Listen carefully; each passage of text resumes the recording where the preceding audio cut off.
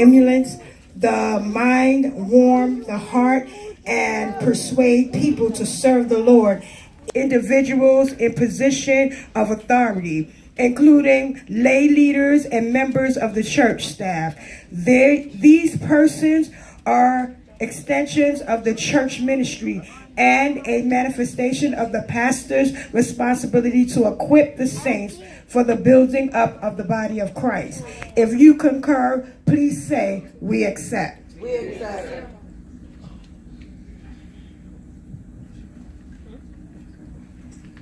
Tabernacle of Prayer for all people. I charge you to be committed to Christian education. Also support the work of the church through the faithful stewardship of your time, talent, and treasure, thereby extending the reach of the church's fourfold mission. Put the love of God and the church in action by your generosity. Jesus said that where your treasure is,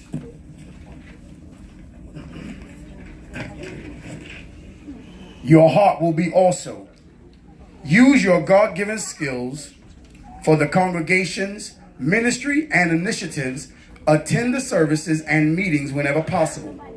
Most importantly, pray without ceasing for your church and your pastor, and live in expectancy of the Lord's return.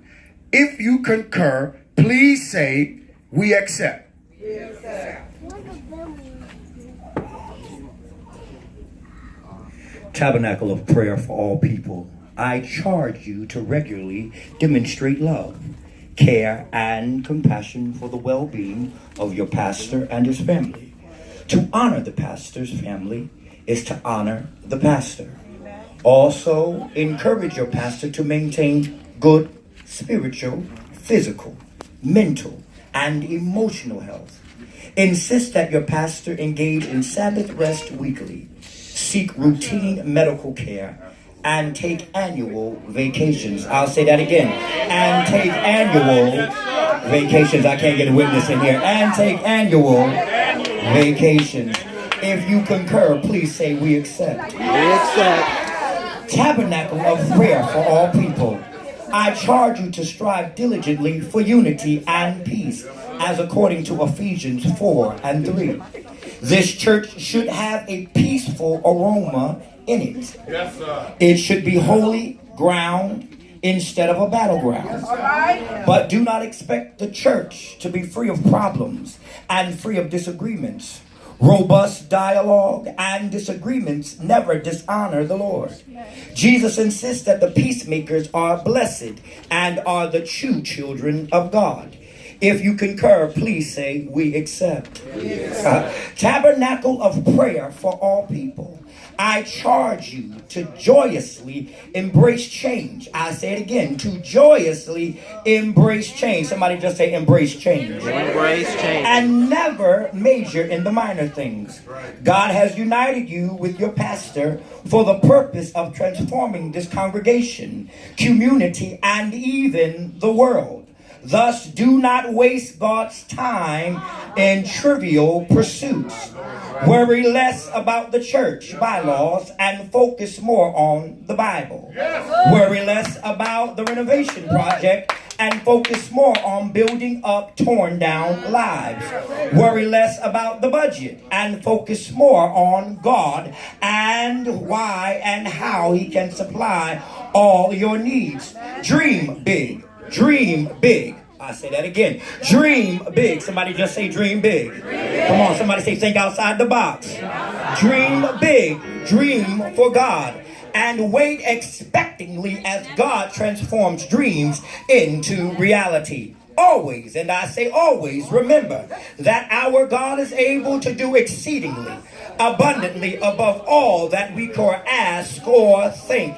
If you concur, I dare you to rest on your feet, lift up your hands, and say, we accept.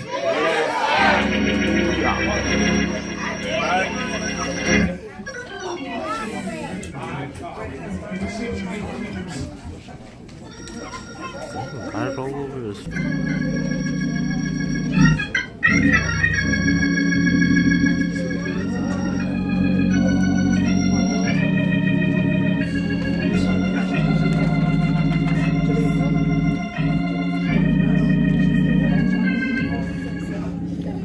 Can we just sing anointing?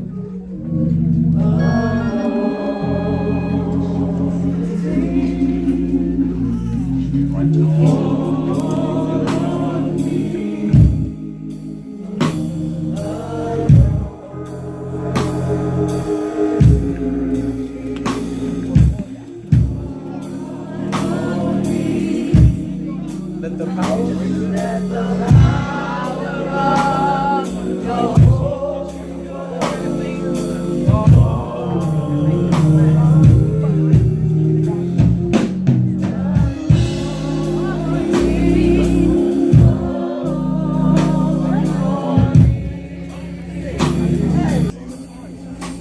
Lord, we just want to say thank you. Thank you.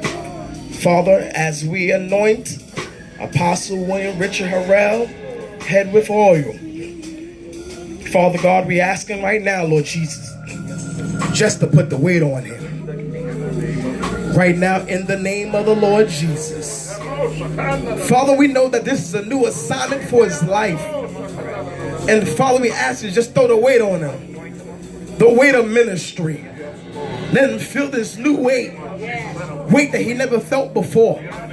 Oh God, we asking right now, Jesus, that you anoint his head, God. You anoint his ears that he can hear what you're saying in this season, God. Oh God, anoint him, anoint his eyes, God, that he can see clearly. He can see the vision, God. Right now, in the name of the Lord Jesus. And Father, we ask the Lord just to anoint his heart, God. That, Father, we know that his heart may be broken on this journey. Folks may stab him in his back, God. But keep his heart stay on you, Jesus. Oh, God, we ask the Lord Jesus just to touch him right now, God. Oh, anoint his feet, God. Oh, mandoshia. Kanamandiosia. Kanamandiosa. Kanamandiosia. Anoint his feet, God. As he's walking on this Christian journey. Oh, God. We ask the Lord Jesus that this time of consecration, we ask the Lord just to fill him. Fill him, Lord. Fill him, Lord. Fill him right now, God. In the name of the Lord Jesus. New oil, oh, shall fall on his life right now. In the name of the Lord Jesus. In the name of Jesus. In the name of Jesus. In the name of Jesus. In the name of Jesus. In the name of Jesus. In the name of Jesus. In the name of Jesus. Oh, God. Jesus, touch every need right now. In the name of Jesus. Jesus. Oh, Jesus, Jesus, Jesus. Oh, God. In the name of Jesus. Yes, Lord. Oh, yes, Lord. Yes, Lord Jesus. Yes, Lord Jesus. Yes, Lord Jesus. Oh, God. Oh, yes, Lord. In the name of the Lord Jesus. Oh, yes, Lord. Even now the Lord said that he's adding unto you. Yes, Lord. He's adding strength. He's adding you years. Eyes have not seen. Yes, Lord. Ears have not heard. Neither have the intimate hearts of man the things that God has prepared. Yes, Lord. The beautiful thing about this is that you don't have to try to get it prepared. You're ready. You're ready. Now walk it out with your Savior. Walk it out with your Savior. And as he continues to lead you continue to follow him. Hallelujah. Hallelujah. Glory to God.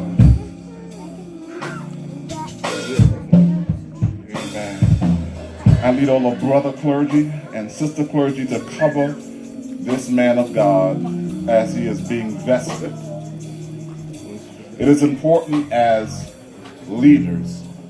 We as bishops, we already know that when we are consecrated to the bishopric, that we are covered by our fellow bishop brothers. And while the Lord is dressing the man of God, the congregation is really not supposed to see it.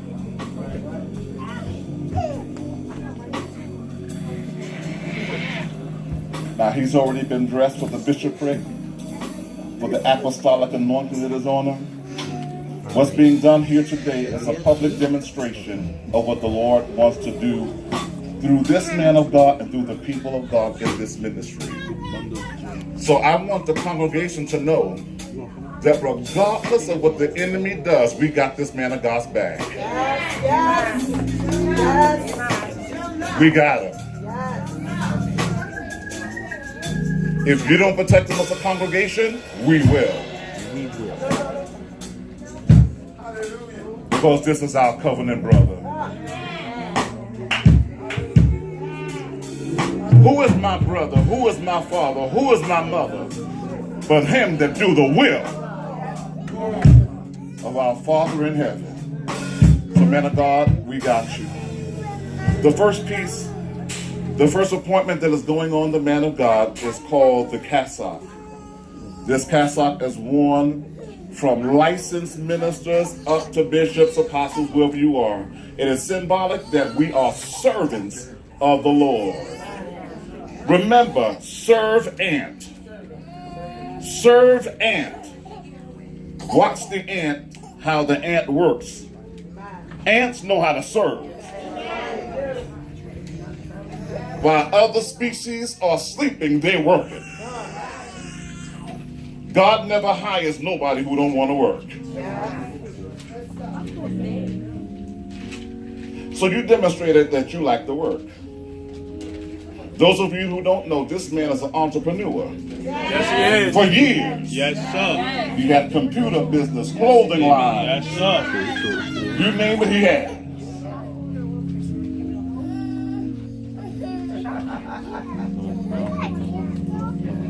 Every man that Jesus selected had a job. True. They were doing something. Some was fishing. Some was being things by being tax collectors. That was funny, y'all. Y'all should have got that one. Y'all missed that one.